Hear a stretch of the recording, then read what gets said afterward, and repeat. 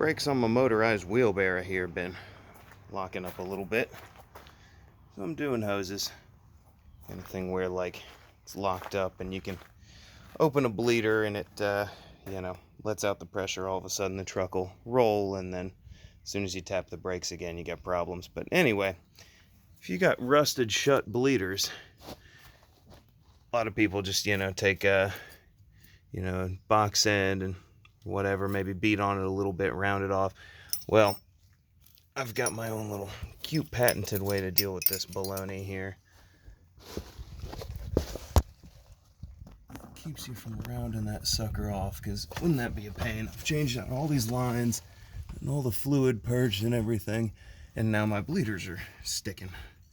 So what I will typically do, to not have to do this 10 times, and this one might not be stuck, the other side was rusted solid, so I've already hit this with blaster and all the normal stuff, but some light ticky-tacking with the cold chisel here.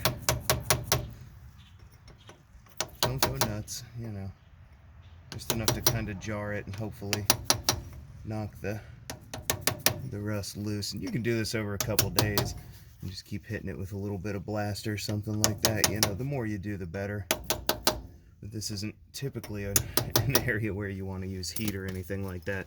And then, especially on the other side, at this point, these old wrenches, I think these are starting to spread a little bit. I'm starting to round stuff off with this 3/8, but old American vehicles is what I use constantly. But and you could go ahead and use a box end. All I've got's a 12-point. But I get these neat little whatchamacallers years ago. This is a Craftsman piece, but it's a hex on one end and a 1/4 inch, and there's a 3/8 and a half. But you can put it in the bottom of a 6-point and get yourself basically the best coverage you possibly could. And I'll take that and my dead blow. I use dead blows constantly for this kind of crap. And then, making sure the slop is out of it. Give it a little bit of a... I like to do that, kind of use the head to capture it. And sometimes, well, I thought this one was loose, but it is not. Better example than anticipated.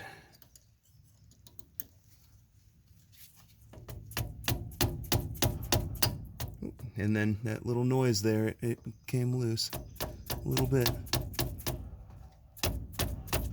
So now that I've got a little bit of motion, I'm going to try and go back up the other way. It's going to be really ironic if I break this off here this time too. I'm trying to be like, oh, I know what I'm doing, but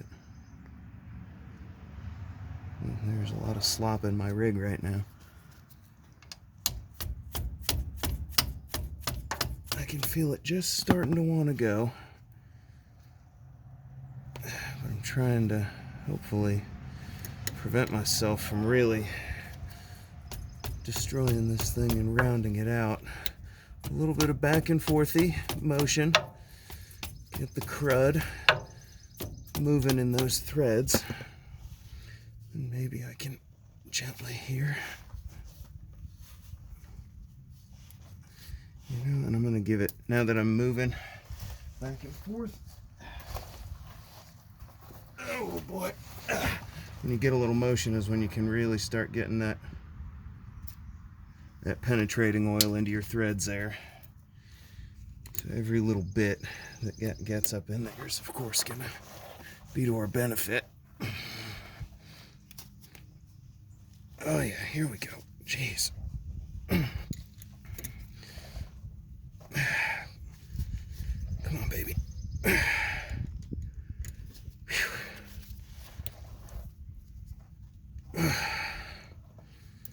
Man, this is something else. Like I say, better example than I anticipated.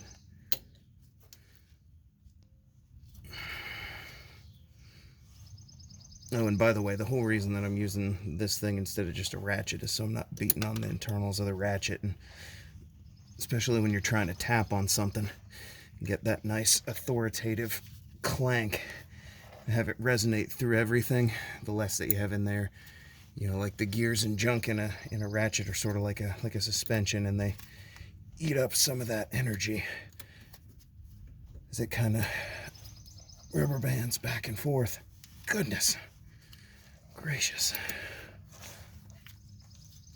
Well, the threads aren't supposed to be a seal on a bleeder, but I dare say on this one they would have been.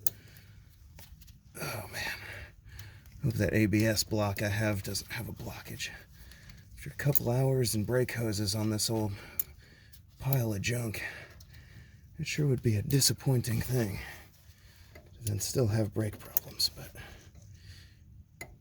you know, back probably 2 years ago at this point, I did the hold the wheel up, open the bleeder thing, and then the wheels turned nicely. So, I'm pretty confident I had a hose restriction or something else acting like a check valve in the system. So, fingers crossed. But anyway, I'm going to take this to the bench grinder, clean up the threads real nice, make sure the bleed hole is open, the sealing surface is good, and then just jam that sucker back in there. You're off to town.